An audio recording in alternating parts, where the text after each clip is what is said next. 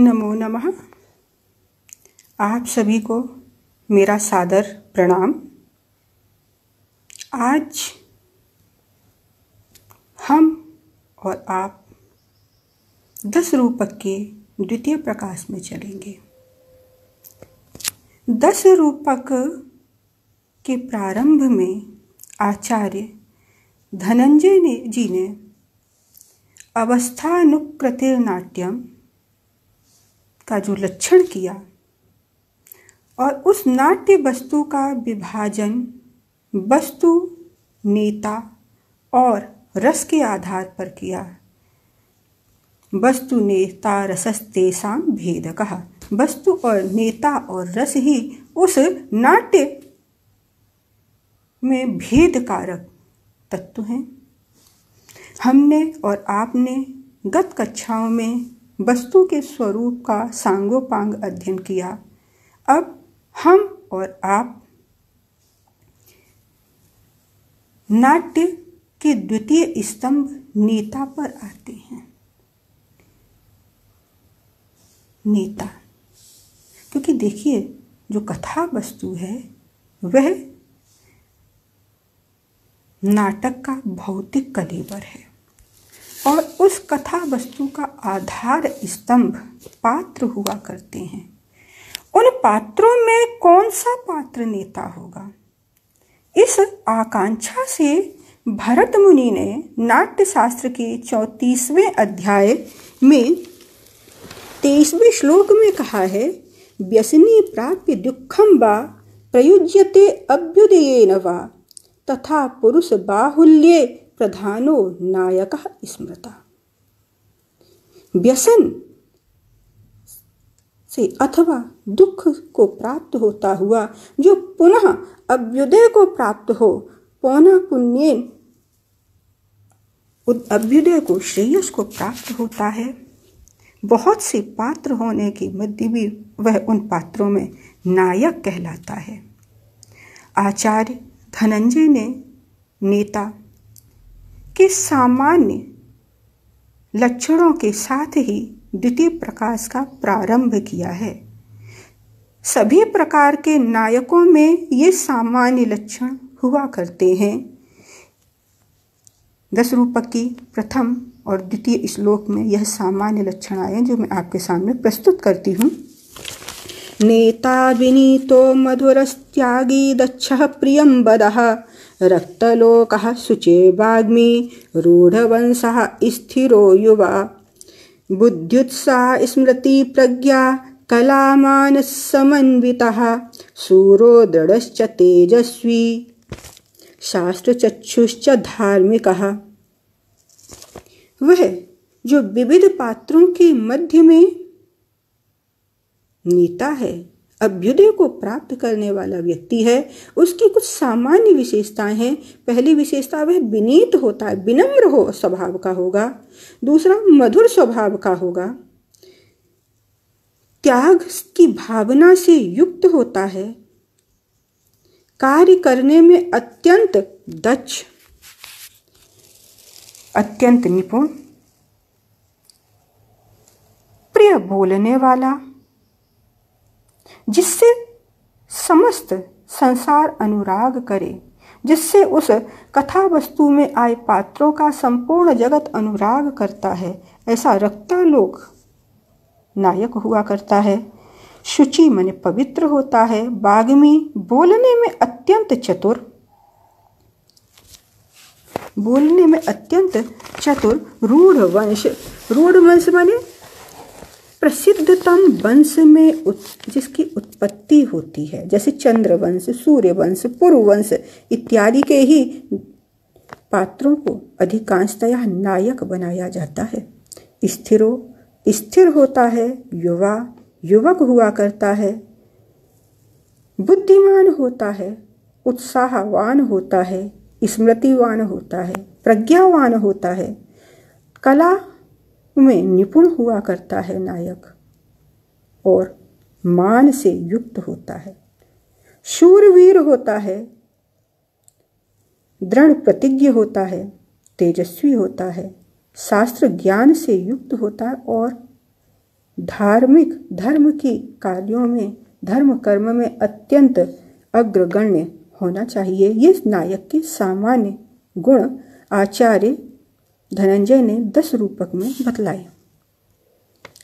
कुछ इसी प्रकार के गुणों का उल्लेख साहित्य दर्पण कार ने भी किया है।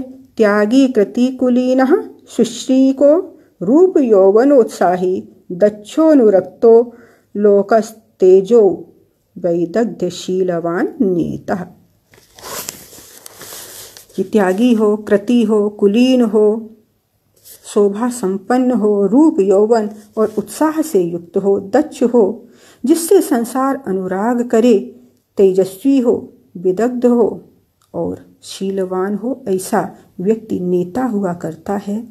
नेता के, नायक के इन सामान्य गुणों के साथ ही चरित्र के आधार पर वह जो नायक है 4 प्रकार के भेदों से संबलित होता है, ऐसा आचार्य ने 10 रूपक में निर्देश दिया है। भेदैश्चतुर्धा ललित शांतोदात्तोद्धतैरयम्। अयम, यह जो नायक है, नेता है, ललित, शांत, उदात्त और उद्धत 4 प्रकार के भेदों से युक्त हुआ करता है। नायक के इन भेदों का विभिन्न ग्रंथकारों ने स्थान स्थान पर उल्लेख किया है। यथा अग्नि पुराण के 341वें अध्याय की 37वें और 38वें श्लोक अर्धांश में नायक के चरित्र के आधार पर इन्हीं 4 नायक भेदों का वर्णन प्राप्त होता है। धीरोदात्तो धीरोद्धता, धीर स्याद्धीर ललितस्तथा, धीर प्रशांत इत्येवं चतुर्धा नायक स्मृतः।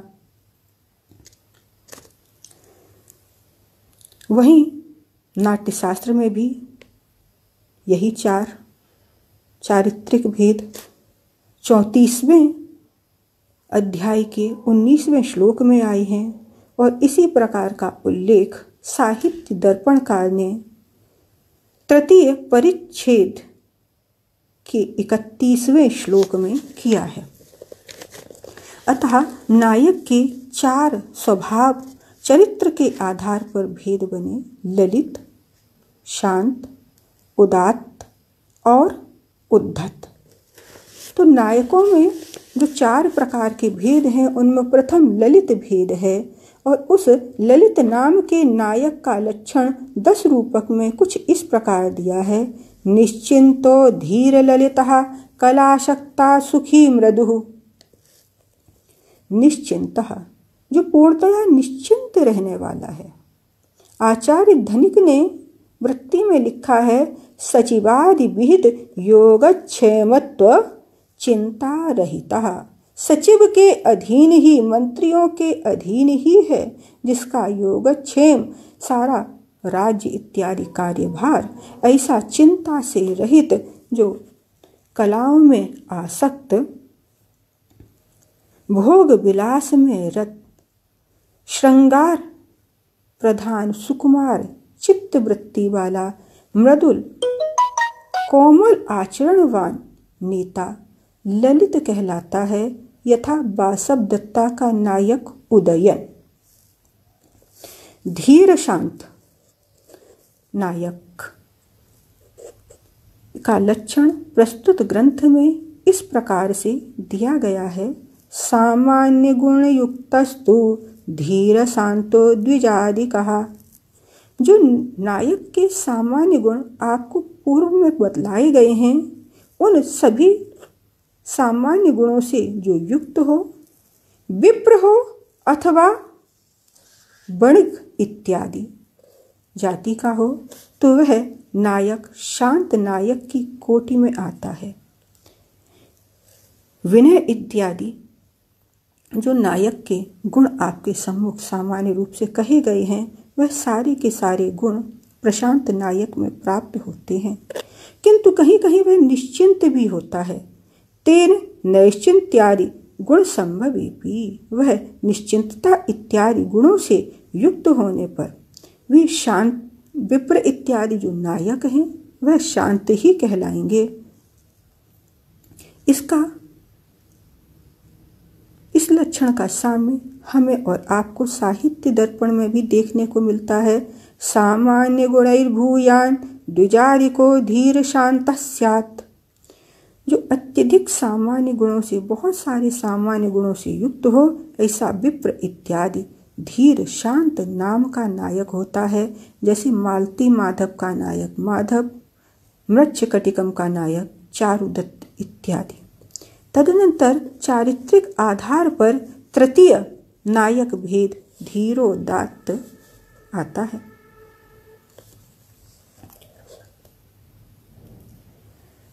इसका लक्षण 10 रूपक में कुछ इस प्रकार से है। महासत्तो अतिगंभीरः क्षमावान विकथनः स्थिरो निगूढ़ांकारो धीरोदात्तो दृढ़व्रतः। महासत्वः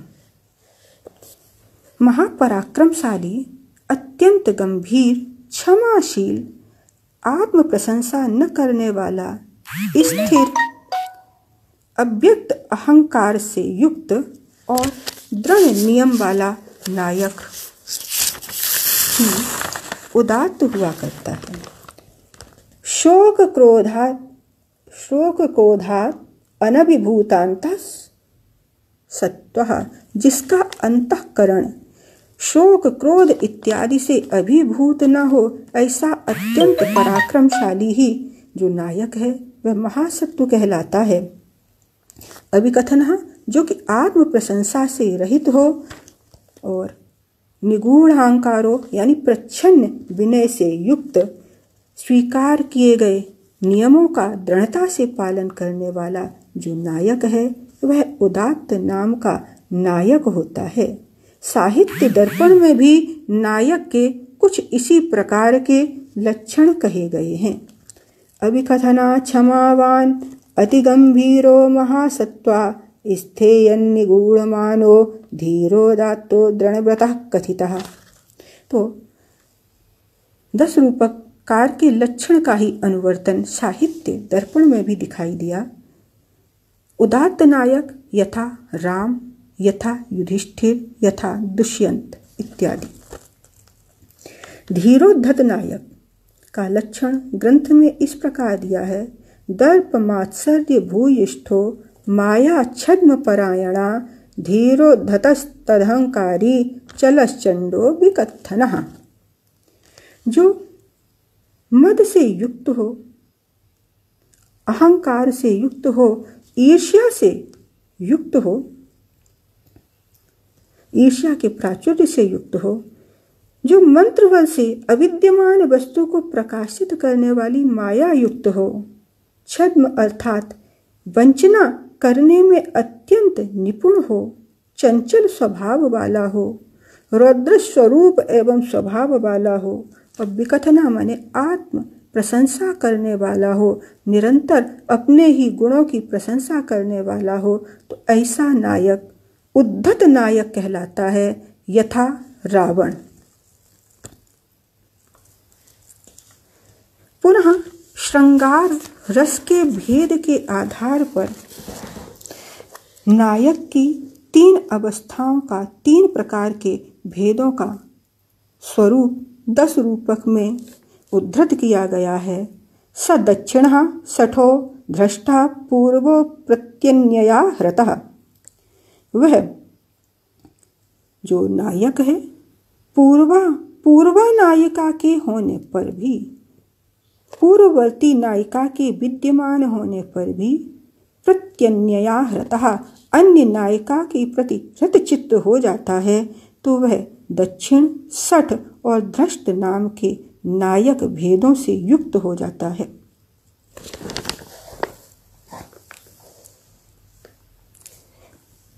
यद्यपि यहाँ पर नायक का प्रसंग चल रहा है, किंतु पूर्वापद स्त्रीलिंगवाचक है और जो पूर्व नायिका का ही द्योतक है।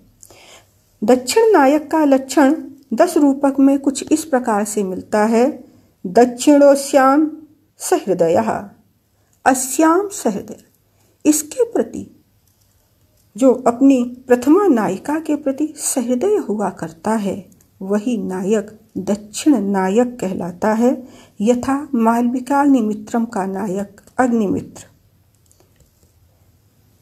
गूढ़प्रिय कृच्छ्रः, जो छिप करके अप्रिय करने वाला है, जो नायिका से छिप करके नायिका का अप्रिय करने वाला है, वह नायक शठ नायक की कोटि के अंतर्गत परिगणित होता है।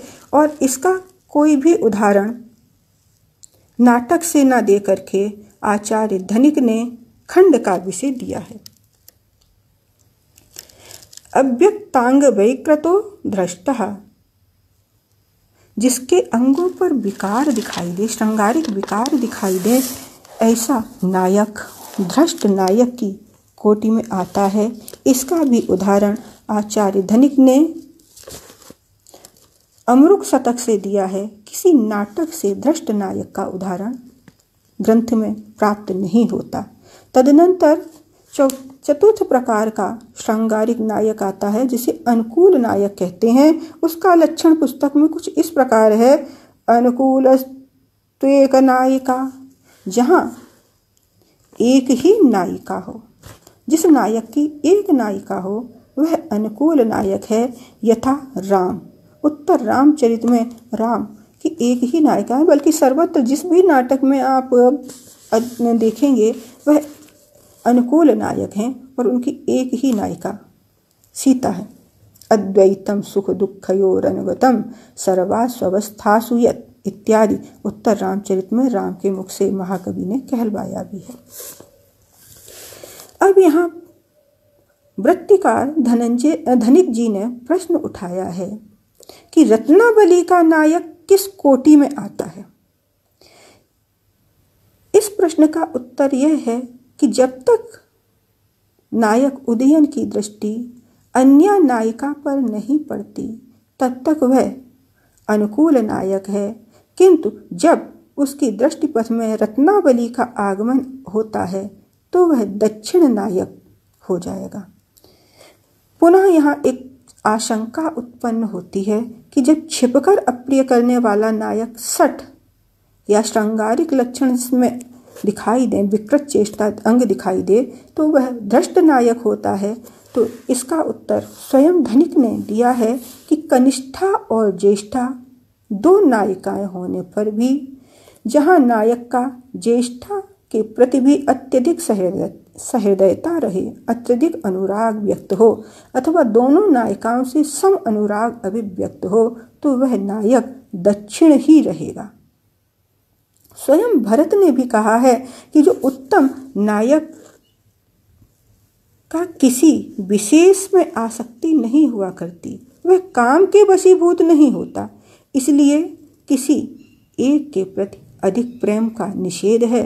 अतः वत्सराज उदयन दक्षिण नायक के रूप में ही रत्नावली नायिका में अवस्थित हैं। पुनः वह जो नायक हैं अपने ज्येष्ठ, मध्यम और उत्तम तीन प्रकार के भेदों से संबलित हो जाता है। और जब हम इन नायक भेदों को आपस में संयोजित करते हैं तो हमारे आपके सम्मुख 48 प्रकार के नायक भेद उपस्थित हो जाया करते हैं। इसके अनंतर पुस्तक में नायक के सहायकों का वर्णन आता है। तो नायक के साथ पताका का जो नायक होता है बड़ी दूर तक उसका अनुवर्तन करता है। तो सर्वप्रथम उसी पताका नायक अर्थात पीठ मर्द का लक्षण ग्रंथ में आया। पताका नायकस्त्वन्यः पीठमर्दो विचक्षणा तस्यैवानुचरो भक्ता किंचिदूनश्च तद्गुणै। जो पताका का नायक है, विद्वानों के द्वारा उसे पीठ मर्द संज्ञा दी गई है। वह नायक का अनुचर होता है, नायक का अनुगमन करने वाला होता है, उसके पीछे पीछे चलने वाला है, नायक के प्रति अनुराग से युक्त होता है और कुछ नायक से न्यून गुणों से युक्त हुआ करता है। यथा सुग्रीव नायक के अन्य सहायकों में बिड तथा विदूषक का लक्षण भी प्रस्तुत ग्रंथ में इस प्रकार दिया है। एक विद्या बिटश्चान्यो हासकृच्छा विदूषकः। किसी एक विद्या का ज्ञाता बिट होता है और विदूषक हास्य को उत्पन्न करने वाला हुआ करता है। तो वृत्तिकार धनिक के अनुसार गीत नृत्यादि विद्याओं का ज्ञाता बिट हुआ करता है, यथा नागानंद नाटक में शेखरक, जो अपने विकृत आकार, विकृत चेष्टा, विकृत वेशभूषा इत्यादि से हास्य को उत्पन्न करने वाला पात्र है। विदूषक यह भी नायक का सहायक हुआ करता है। नायक के कार्य में यद्यपि अब पुस्तक में किंचित व्यवधान आएगा, किंतु हम लोग अब पुस्तक के 42वें श्लोक पर चलते हैं, जहाँ नायक के कार्य में सहायक पात्रों का उल्लेख किया गया है। तो सर्वप्रथम मंत्री का लक्षण 10 रूपक में इस प्रकार से प्राप्त होता है। मंत्री स्वंबो भयं वापि सखा तस्यार्थ चिंतने। उस नायक के अर्थ चिंतन में, उस नायक के स्वराष्ट्र एवं परराष्ट्र से संबंधी चिंता में मंत्री सहायक होता है, अथवा वह स्वयं राजा उस कार्य को देखता है, अथवा मंत्री और राजा दोनों ही मिल करके उस कार्य को देखा करते हैं। मंत्रिणा ललिता शेषः मंत्री स्वायत्त सिद्धया। मंत्रिणा ललिता, जो ललित नायक है उसकी सिद्धि मंत्री के ही अधीन होती है शेष, और जो शेष नायक हैं वहाँ सिद्धि राजा मंत्री अथवा राजा मंत्री दोनों के अधीन हुआ करती है। इस प्रकार से राजा के राज्यभार में मंत्री नामक पात्र उसका सहायक होता है। राजा के धर्म कार्य में सहायक ऋत्विक पुरोहितौ धर्मे तपस्वी ब्रह्मवादिना। ऋत्विक पुरोहित तपस्वी और ब्रह्म वेत्ता राजा के धर्म कार्य में सहायक होते हैं, राजा के कर्म पथ में सहायक होते हैं। ब्रह्म अर्थात वेद का पाठ करने वाले, उसकी व्याख्या को प्रस्तुत करने वाले ब्रह्मवेत्ता आत्मज्ञानी ही ब्रह्मवादी हैं, जो आगे बढ़ के राजा का हित करे। ऐसे पुरोहित इत्यादि से शब्द स्पष्ट ही हैं। तो ये सारे के सारे राजा के कार्यों में, धार्मिक कार्यों में सहायक होते हैं। राजा की दंड नीति में भी कुछ सहायक पात्रों की आवश्यकता होती है। सुरत कुमाराटविका दंडे सामंत सैनिका। तो राजा की दंड नीति में राजा के मित्र, राजा के राजकुमार, राजा का आटविक यानी वन विभाग का, राजा की वन क्षेत्र की संरक्षा करने वाला मंत्री, सामंत एवं सैनिक इत्यादि सहायक हुआ करते हैं। अब हम पुनः उसी क्रम में आ जाते हैं जहाँ पुस्तक पूर्व श्लोकों पर थी। तो राजा के चरित्र का या नायक के चरित्र के विकास के लिए प्रतिनायक का कथा में होना अनिवार्य होता है। तो उस प्रतिनायक का लक्षण इस प्रकार से ग्रंथ में दिया है। लुब्धो धीरोद्धतस्तब्धा पापकृत व्यसनी रिपुः। जो लोभी हो, हठी हो, पाप कार्यों को करने वाला हो, व्यसनी हो और प्रधान नायक का शत्रु हो, ऐसा उद्धत प्रतिनायक हुआ करता है। यथा राम शत्रु रावण, यथा युधिष्ठिर का शत्रु दुर्योधन, यथा चारुदत्त का शत्रु शकार इत्यादि। तदनंतर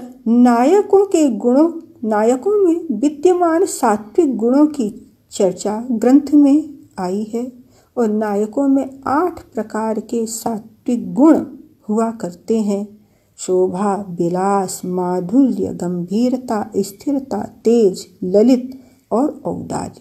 इनका उल्लेख इस प्रकार से ग्रंथ में प्राप्त होता है। शोभा विलासो माधुर्य गांभीर ऐस्थैर्य तेजसो। ललितौदार्यमित्यष्टौ सात्विकः पौरुषा गुणः। शोभा, विलास, माधुर्य, गांभीर्य, ऐश्वर्य और तेज इत्यादि 8 गुण हैं, जिसमें शोभा का लक्षण कुछ इस प्रकार से ग्रंथ में आया है। नीचे घृणाधिके स्पर्धा शोभायां शौर्य दक्षते। नीच कार्यों के प्रति घृणा और अधिक गुण वालों के प्रति स्पर्धा तथा शूरवीरता एवं दक्षता इत्यादि नायक के शोभाकारक सात्विक गुण का कारण होता है। विलास का लक्षण ग्रंथ में इस प्रकार आया है। गति सधैर्या दृष्टिश्चा विलासो सस्मितम वचः। धैर्य से युक्त गति विलास नामक गुण का कारक होती है। दृष्टि में धीरता होती है तथा वाणी में स्थिरता रहती है। यथा उत्तर रामचरित में श्री राम का चरित्र। माधुर्य, सलक्षणो विकारो माधुर्यो संक्षोभे सुमहत्यपि। विकार उत्पन्न करने वाले कारणों के होते हुए भी मधुर विकार का रहना ही नायक में माधुर्य नाम के सात्विक गुण का कारक हुआ करता है। गांभीर्य, गांभीर्यत प्रभावेन विकारो नोपलक्ष्यते। जिसके प्रभाव से मुखाकृति पर किसी भी प्रकार का मानसिक विकार परिलक्षित न हो, उसे ही नायकों का गांभीर्य नाम का गुण कहते हैं। ऐश्वर्य, व्यवसायाद अचलनम ऐश्वर्यम विघ्नकुलादपि। विघ्नों के आने पर, विपत्तियों के आने पर भी जो कार्य व्यवसाय से अपने कार्य से च्युत न हो, अपने कर्तव्य पथ से न हटे, तो ऐसा जो सात्विक नायकों का गुण है वही ऐश्वर्य कहलाता है। अधिक्षेपाप्य सहनम तेजा प्राणत्यस्वपि। प्राणों का संकट उपस्थित हो जाने पर भी जो अपमान को न सहन कर सके, ऐसा नायक में विद्यमान सात्विक गुण ही तेज कहलाता है। यथा लक्ष्मण के चरित्र में देखा जा सकता है। श्रृंगाराकार चेष्टात्वं सहजम ललितम मृदु। श्रृंगार के अनुरूप ही स्वाभाविक एवं मनोहारी चेष्टाएं ही ललित नाम के सात्विक गुण का कारक हैं। इस प्रकार से नायकों के अष्टविध गुणों का उल्लेख 10 रूपक में प्राप्त होता है। तदनंतर औदार्य नाम का गुण अष्टम गुण है। प्रियोक्त्या जीवतादान औदार्य सदुपग्रह। जहाँ प्रिय वचन के साथ जीवन भी दूसरों के लिए सहर्ष समर्पित कर दिया जाए, सज्जनों का सत्कार किया जाए, ऐसे गुणों से जो संबलित है वह औदार्य नामक सात्विक गुण नायक में विद्यमान होता है। यथा जीमूत वाहन। तो इस प्रकार से इन 8 सात्विक गुणों से नायक युक्त होता है। इस प्रकार नायक जो नेता है, कथा का द्वितीय स्तंभ है दृश्य काव्य का, वह ललित, शांत, उदात्त और उद्धत, दक्षिण, शठ, धृष्ट और अनुकूल, उत्तम, मध्यम और अधम, ज्येष्ठ, मध्यम और अधम भेदों से संबलित होकर के कुल 48 प्रकार का 10 रूपककार ने वर्णित किया है। साथ ही उसके कुछ सहायकों का, उसके सामान्य गुणों का तथा विशिष्ट गुणों का उल्लेख आज हमने और आपने पढ़ा। अब मैं अपनी वाणी को विराम देती हूँ और आप सभी विद्वज्जनों को सादर प्रणाम करती हूँ। धन्यवाद।